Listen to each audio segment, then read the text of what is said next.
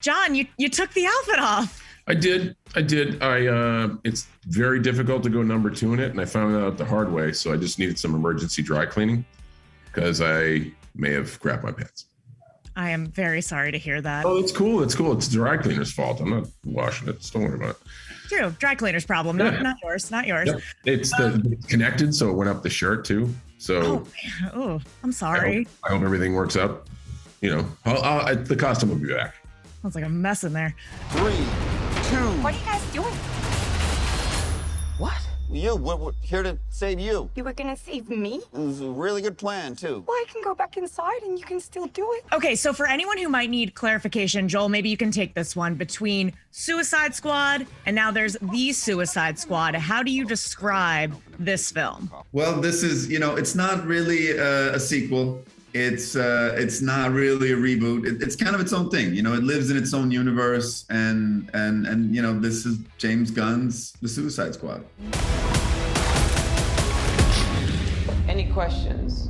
This isn't your first Suicide team up as Rick Flag. How did you approach coming back into this character for a second time around, and what conversations did you and James have about whether or not it's the same guy? Yeah, so it was strange it was unusual. I've come back to characters several times, both in films and in TV. You have a break and then you come back, and it's usually a really good experience because the character kind of marinates in you, and you come back and you feel like you're doing more but using less energy in a way. But here it was different because I actually felt like I needed to reinvent the character, and reading James's script, it was a different version of it. So I had my first conversation with him, and I told him that I didn't want to feel bound by what I did in the first film for this one. I'm just going to go and kind of recreate him. I loved Rick Flag in this movie. So good. And John, you are so funny. And I feel like I knew this train wreck. I was like, oh my God, John Cena's so funny. But it just seemed like you had so much fun playing Peacemaker. And I read that your homework was not to read anything at all about this character. So how did you find this kind of character within, and what was your approach? Well, I think it's trusting the people around you. James told me specifically not to read the mythology, and I appreciate that because he said he wanted to craft his own narrative, but at the same time, I still did my homework. I knew about the uniform. I had tried on the costume. I kind of developed my own direction in that I wanted a Peacemaker to go. And the first day of shooting, it was put to an abrupt halt. James is like, no, I was thinking more Lee Army, Full Metal Jacket, General Patton, very glorified war hero type, freedom fighter sort of thing, patriot. And then James is like, no, he's a douchey Captain America. He's just like a broy, douchey Captain America. And I guess it's the ability for me not to try to argue the point of, but I was thinking this and I've done all this work for this. At that one sentence, I threw all that work away and was just like, I get that. So it was him, but it was my ability to be like, okay, screw all that prep. We're going in a completely different direction, and I got to do it now because I've done 2 takes that he doesn't like, and I need to do a take of this new guy, this new douchey bird Captain America. And douchey Captain America, that's where you're like, oh yeah, got it. I love that. Very descriptive. No, go ahead, Joel. No, I just said, that's a clear image of what I think in one sentence, everybody gets that. Yeah. It's true. I feel like I know exactly what that is, and it's Peacemaker, honestly.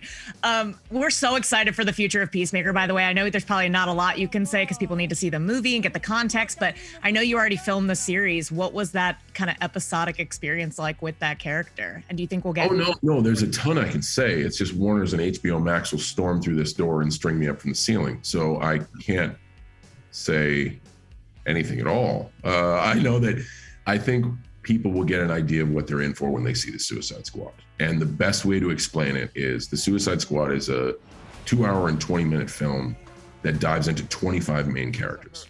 Peacemaker is an 8-episode episodic for HBO Max about Peacemaker. And you're going to get to lean into those nuances and Peacemaker's surroundings. So you do get more of that. So if you like what you see, it's a great extension of that. Do you think we'll get multiple seasons? I have stopped in my life trying to speculate what will be, especially what's out of my control. Mhm. I gave my all to the Suicide Squad. We're here promoting the best we can. I really hope audiences enjoy the movie. We wrapped on Peacemaker, the series. I'll promote that the best that I can. And if audiences enjoy it, they're in control of that, not me. So I'll do absolutely all I can. I left my heart and soul in the lens. I won't look back on it and be like, man, I wish I'd have done. So that's kind of how I approach opportunity in life, rather than speculate on like, man, we're going to get 6 seasons out of this. Do the best you can with what you have in the now, and let all that stuff beyond my control take shape. True. Good advice. Good advice. So, John, I want to ask you on that note what your immediate next chapter looks like, because I get the sense that you're going to focus on WWE. What can you tell us, and how do you feel about? Next chapter is in 6 hours. I'll be in a WWE ring here in Pittsburgh, Pennsylvania, and then I'll do the same tomorrow night in Louisville. And then I'll do the same in Kansas City. We're hitting Minneapolis, Milwaukee, and Detroit, and then I'm going to go to the Suicide Squad premiere, and then back to the WWE for a roundup in Florida, and then in Arizona and Vegas at SummerSlam. Do Vegas, release Vacation Friends on Hulu, and then head over to the UK to film Argyle. Come on back, hopefully do some more Wipeout, and you never know. I really can't stay away from WWE, so I may sneak in there for the holiday season. I don't know. Who knows? So, not too busy, just Hardworking man. And we're all busy. I love all these things, and I take them one. When I say I'm doing all this, I literally am specifically just doing that. This is a very rare occasion where the two are crossbred, but like I'm focused on what I do when I do it, and I do one thing at a time, and then just move on to the next thing. And I'm a focused hummingbird. Focused hummingbird. I love that. Guys, thank you so much for your time. I love the movie so much. I'm doing my reading, so.